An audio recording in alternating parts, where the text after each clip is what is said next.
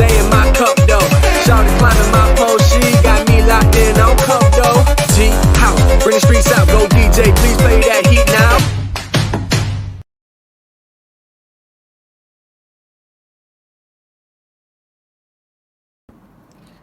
Hi, I'm Hanis and I'm going to talk about the introduction of wireless communication systems.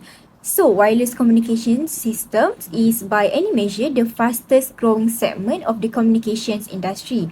As such, it has captured the attention of the media and the imagination of the public. Cellular systems have experienced exponential growth over the last decade and they are currently about 2 billion users worldwide. Indeed, cellular phones have become a critical business tool and part of everyday life in most developed countries, and they are rapidly supplanting antiquated wireless systems in many developing countries. In addition, wireless local area networks currently supplement or replace wired networks in many homes, businesses, and also campuses.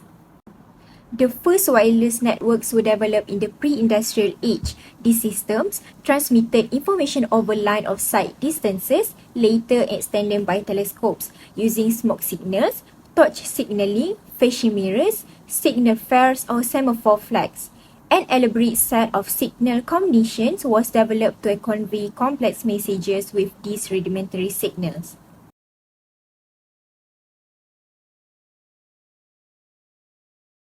My name is Nurul Najani. So, this is advantage of wireless communication.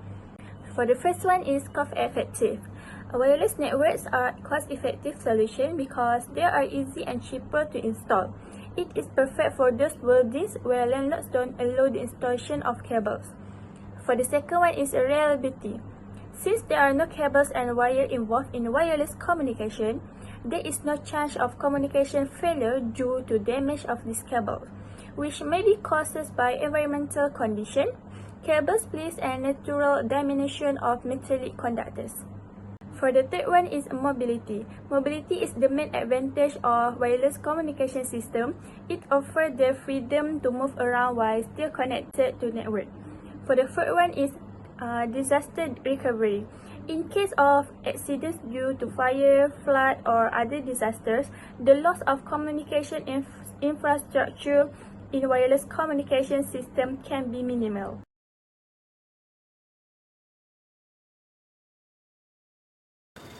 Firstly is security. Using wireless networks present a significant security risk. There could be major security hazards associated with a wireless network that is poorly managed or deployed. Unlike wired networks, wireless networks do not require physical connection.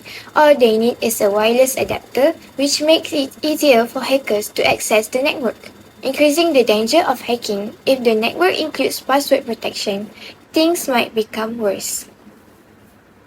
Secondly, speed. The speed of a wireless network is slower than that of a wired network. File sharing and transfer occur far more slowly in a wireless network. Performance is impacted by the user's position on the network as well. The user's connection weakens faster the farther they are from the network. This is a serious problem for large spaces or structures. Lastly, requires basic computer knowledge. Setting up a wireless network requires a basic familiarity of computers. It could be challenging for someone with less computer knowledge to install a wireless network. Security is dangerous because hackers can easily access those networks.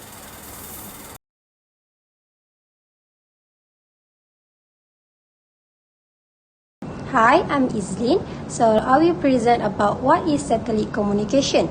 Satellite communication is transporting information from one place to another using a communication satellite in orbit around the Earth. A communication satellite is an optical satellite that transmits the signal via a transponder by creating a channel between the transmitter and the receiver at different Earth locations. Next, how satellite communication works. The communication satellites are similar to the space mirror that have outbound signals such as radio, internet data, and television from one side of the Earth to another. 3 stages are involved which explain the working of signal communication. These are uplink, transponder, and downlink. Let's consider an example of the signal from a television. In the first stage, the signal from the television broadcasts on the other side of the Earth in the first spin-up to the satellite from one ground station on the Earth. This process known as uplink. The second stage involves a transponder such as radio receiver and transmitter. This transponder boosts the incoming signal and they change its frequency so that the outgoing signal are not altered, depending the incoming signal source that our transponder vary. The final stage involves a downlink in which the data is sent to the other end of receiver to the Earth. It is important to understand that usually there is uplink and multiply downlink. Next, I will present about Wi-Fi. Wi-Fi is a wireless technology used to connect computer, tablets, smartphone and other devices to the internet. Also, Wi-Fi is the radio signal sent from a wireless router to a nearby device which translates the signal into the data you can see and use.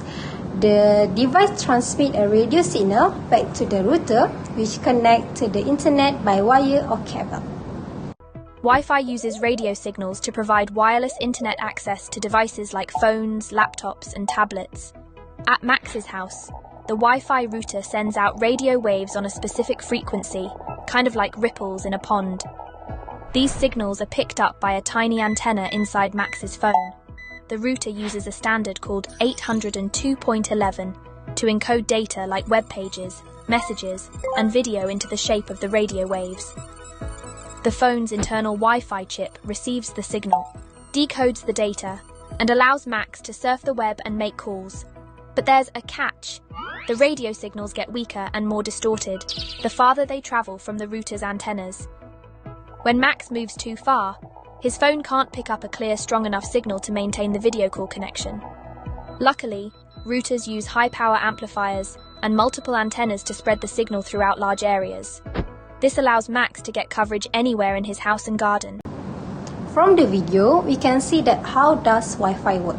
Wi-Fi uses radio waves to transmit data from your wireless router to your Wi-Fi enabled device like your TV, smartphone, tablet and computer. Because they communicate with each other over airwave, your device and personal information can become vulnerable to hackers, cyber attack and other threats. This is especially true when you connect to a public Wi-Fi network. So please be careful. Hi, my name is Nurul Farhana, and I will continue with the third use of radio wave in wireless communication system, which is cellular network. So what is it? It is a communication system that consists interconnected base station. And base station is a cell tower that transmits and receives radio signals to provide wireless communication for mobile device. It has a few features that show their reliability, such as data transfer, global reach, and roaming. To make it work, cellular network infrastructure consists of a few components, which is mobile switching center as a network central hub. The second one is base transceiver station as an antennas to cover the signals. And lastly, base station controller as a frequency management and manage network capacity. There are a few various types of cellular network that we always see and use. For example, we have 3G, 4G, and 5G. Three of them provide different speed of internet connection to our device. Last but not least, we have a Bluetooth. It is a short-range wireless technology when two devices connected with each other. Bluetooth devices communicate with each other using low-power radio wave on a frequency band that is set by international agreement from scientific and medical devices. There are two types of Bluetooth, which is Bluetooth low energy that provide less energy to operator, and the second one is Bluetooth classic that provide higher data rate. There's also the factor that affect the range of Bluetooth devices to stay connected with each other, such as receiver sensitivity that related with the measure of the minimum signals. The second one is pulse loss, as the signals might go through some of the medium, such as wood or wall. And the last one is transmission power. As the higher the signal's range, the longer the range can be, but it will decrease your battery life faster. So that's all about the use of radio wave in wireless communication system. Hi, I'm Mim. So I will cover for the last part, which is for the conclusion about this topic. As we know, wireless communication systems utilize radio wave are essential to modern technology because it is enabling everything from local connectivity via Wi-Fi and Bluetooth to extensive coverage through cellular networks and global reach with satellite communication. With this system, it will offer significant advantages such as a mobility, easy installation, and scalability, but it also faces challenges like data security, speed of the internet, and require basic computer knowledge. By continuing advancement, this internet capability will enhance their efficiency and reliability by making them indispensable in connecting the world. So that's all for the conclusion about this topic. Thank you for watching and listening us. And then for the last, until we meet again, thank you.